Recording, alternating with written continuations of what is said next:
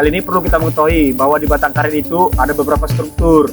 Yang pertama itu kulit luar, di mana fungsi kulit luar ini melindungi karet dari cedera fisik ataupun kerusakan fisik. Yang kedua itu ada kulit dalam, di mana kulit dalam ini berfungsi untuk menyimpan zat cadangan makanan. Yang ketiga itu ada saluran lateks, di mana saluran lateks ini berfungsi untuk mentransportasikan getah ke tempat produksi karet. Yang keempat itu ada jaringan pengangkut, di mana jaringan pengangkut ini memiliki dua, yaitu silem dan floem. Yang kelima itu ada kambium. Baik, di sini saya akan menjelaskan beberapa fungsi dari batang karet. Yang pertama itu adalah mendukung struktur tanaman.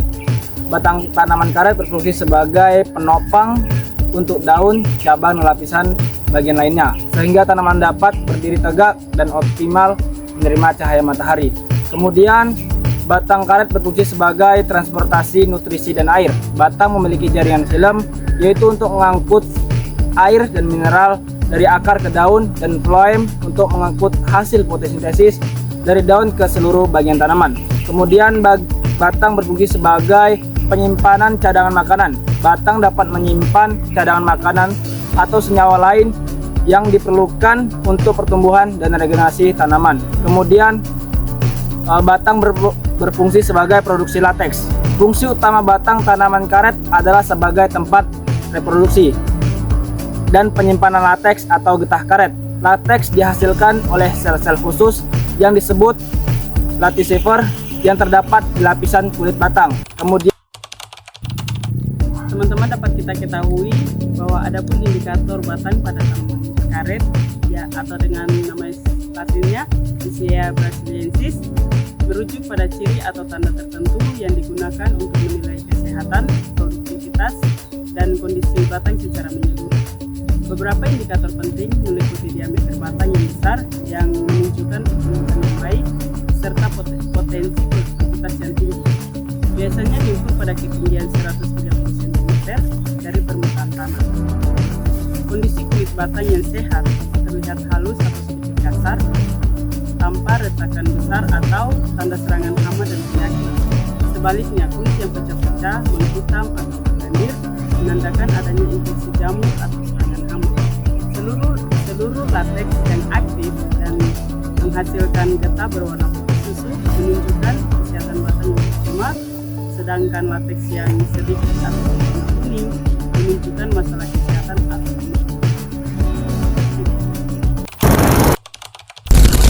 Penyadapan batang karet adalah proses pengambilan lateks dari pohon karet dengan menyayat kulit batang secara diagonal sedalam 1-2 mm tanpa merusak kambium. Proses ini dilakukan pada pagi hari untuk memaksimalkan aliran lateks yang ditampung dalam wadah kecil. Setelah penyadapan, pohon diberi waktu istirahat untuk memulihkan jaringan kulitnya. Teknik yang tepat menjaga pohon tetap produktif hingga usia 25-30 tahun. Sekian.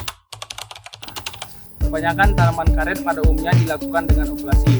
Jadi kita bertanya, apa sih okulasi itu? Jadi okulasi adalah perbanyakan tanaman karet dengan teknik vegetasi, yaitu mengambil dan menempel tunas bagian atas atau disebut dengan anthers dan batang bawah yang disebut dengan rootstock. Tentunya tujuan dari okulasi ini untuk menciptakan tanaman yang baru yang memiliki sifat unggul dan berproduksi tinggi. Jadi apa sih kriteria yang dapat kita ambil untuk batang bawah dan batang atas?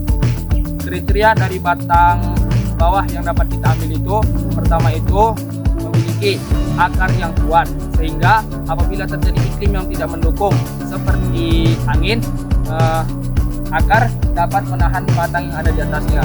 Kemudian itu yang kedua, tahan terhadap serangan hama dan penyakit dan dapat beradaptasi dengan lingkungan. Kemudian apa sih kriteria dari batang atas yang dapat kita ambil? Tentunya yang pertama itu memiliki produksi yang tinggi, kemudian tahan terhadap serangan hama dan penyakit juga.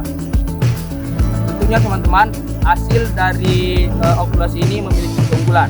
Keunggulan yang kita dapatkan apabila melakukan okulasi, yang pertama itu menciptakan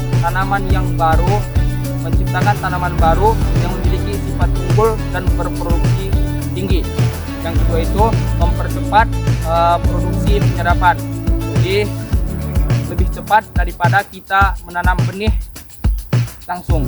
Jadi okulasi itu lebih cepat. Yang ketiga itu kombinasi dari batang bawah yang tahan dan kuat dan batang atas yang produktif. Dari video ini kita dapat menyimpulkan bahwa batang karet merupakan bagian penting dari tanaman karet yang berperan dalam pertumbuhan dan produksi lateks. Selain batang, karet juga memiliki nilai ekonomis dan dapat dimanfaatkan dalam berbagai industri walaupun tidak produktif lagi. Perawatan yang baik pada batang karet dapat memberikan hasil panen dan produksi lateks ataupun umur panjang pada tanaman. Terima kasih.